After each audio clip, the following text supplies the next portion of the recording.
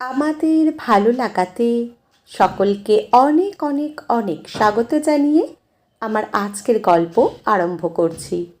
আজকের গল্প পিতা পুত্রী। গল্পটি তাহলে শুরু করি। আহা, দেখেছো, এখনো ফুলের গেটটা ঠিকঠাক সাজানো হয়নি। এদিকে ওনারা গায়ে হলুদের তত্ত্ব নিয়ে এসে পড়লেন বলে যেদিকে তাকাবো না সেদিকেই একটা না একটা কিছু গণ্ডগোল হবে।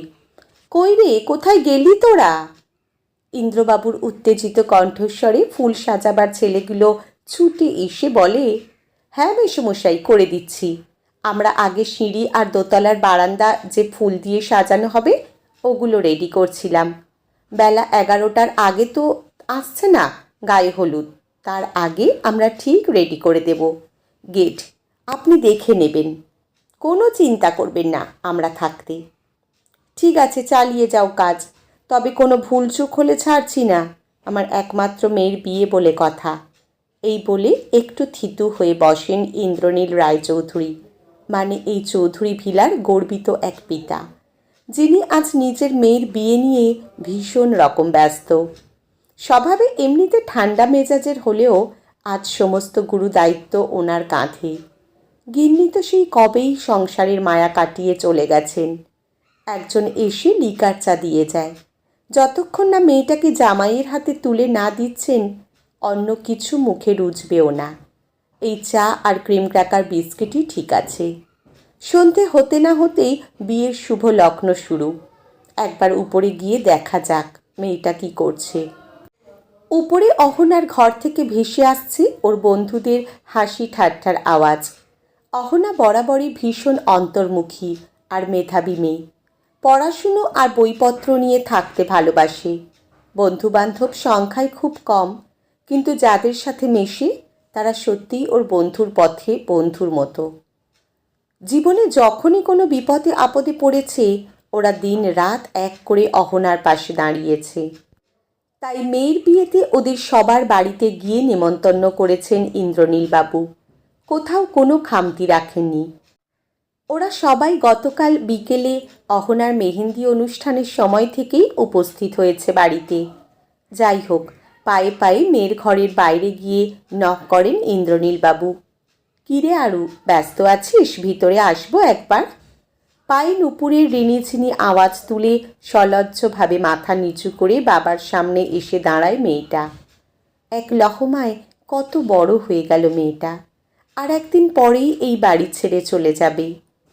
নিস্তব্ধতা ভেঙে ইন্দ্রনীল জিজ্ঞাসা করেন, কী রে, মন খারাপ নাকি এই বাবাকে ছেড়ে যেতে হচ্ছে বলে? ওরে পাগলি, তুই ভুলে যাচ্ছিস কেন? এই বাড়ির দরজা তোর জন্য সব সময় খোলা। যখন মন চায় চলে আসবি।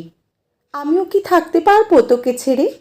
আমিও চলে যাব তোর আর মেঘরাজের কাছে। আমাকে তোর ওখানে থাকতে দিবি তো, যখন আরও বুড়ো হয়ে যাব?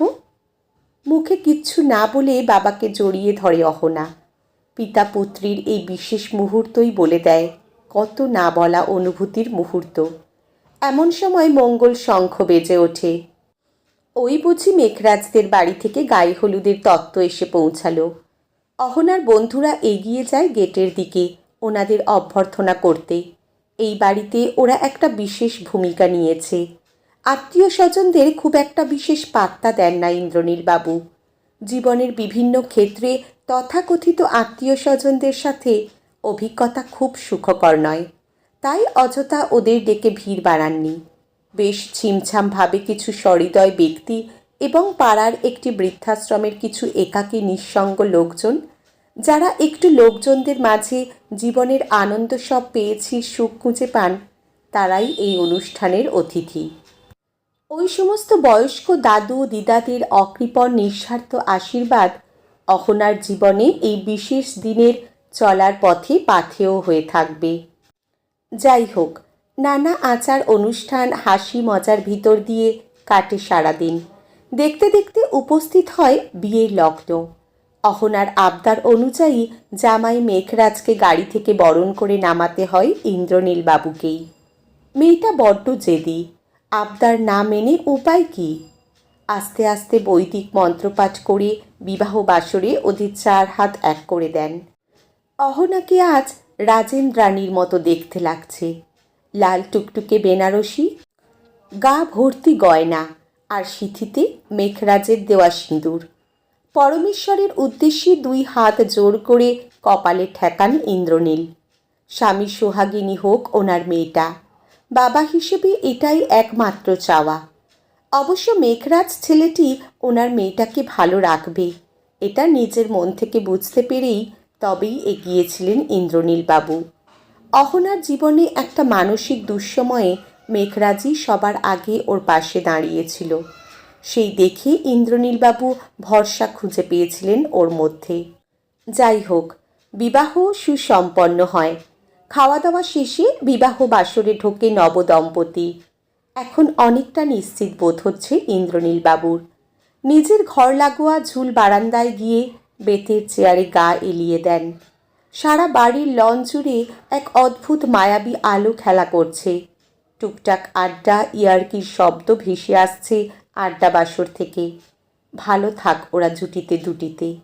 হালকা হিমেল হাওয়া দিচ্ছে। বারান্দা ছেড়ে ঘরে যান ইন্দ্রনীল। একমাত্র ছেলে রূপ ওরফে রূপমের ছবির সামনে এসে দাঁড়িয়ে দেখেন একটা অদ্ভুত হাসি কাজ করছে ওর ছবিটায়। যেন বলতে চাইছে, তুমি আজ সত্যি একজন বাবা হয়ে উঠতে পেরেছ। স্বামী হয়ে আমি অজান্তেই অহনার জীবনে যে অন্ধকার নামিয়ে এনেছিলাম, 7 বছর পর তুমি ওর জীবনে আবার সেই আলোর প্রদীপ জ্বেলে দিলে। বর্ডারে শত্রুপক্ষের হামলায় দেশের হয়ে আমি যখন প্রাণ হারিয়েছিলাম, তারপর থেকে ডিপ্রেশনে চলে যাওয়া অহনা আর তোমাকে আগলে রেখেছিল অহনার দীর্ঘদিনের মা বাপ মরা ওই মেঘরাজ বসাক। ও জানে জীবনে কাছের মানুষদের হারানোর কষ্ট দুঃখগুলো। যোগ্য মানুষকে নির্বাচন করেছ তুমি পিতা হিসেবে পুত্রীর জন্য। যদিও কোনো কালেই তুমি অহনাকে ছেলের বউ হিসেবে নয়, নিজের মেয়ে হিসেবেই দেখেছ। তবে আজ শুধু কথায় নয়, বাস্তব কাজেও তুমি প্রমাণ করে দিয়েছ ও তোমার মেয়েই। তোমাদের পিতা পুত্রীর জন্য আমি আজ গর্বিত। স্যালুট তোমাদের সম্পর্ককে। আজ আসি বাবা, আবার কখনো দেখা হবে পরপারে তোমার সাথে। অনেক গল্প জমিয়ে রাখছি, ভালো থেকো। ঝাপসা হয়ে আসা চশমার কাঁচটা মুছে নেন ইন্দ্রনীল। ভোর হয়ে আসছে। অহনা কথার অর্থ হলো ভোরের আলো। মেয়েটার জীবনে আঁধার কেটে আলো ফুটেছে। এই দিনের সাক্ষী হওয়া সত্যি মহা আনন্দের, মহা শান্তির এক পিতা হিসেবে। বৃদ্ধাশ্রমের আবাসিকদের থেকে আসে বিশ্বকবির লেখা সেই গীতি। তোমার অসীমে প্রাণমন লয়ে যত দূরে আমি আমি ধাই, কোথাও দুঃখ কোথাও মৃত্যু, কোথা বিচ্ছেদ নাই। আজকের গল্প এখানেই সমাপ্ত। কলমে পুষ্পিতা ভৌমিক, পাঠে জয়তী। ধন্যবাদ।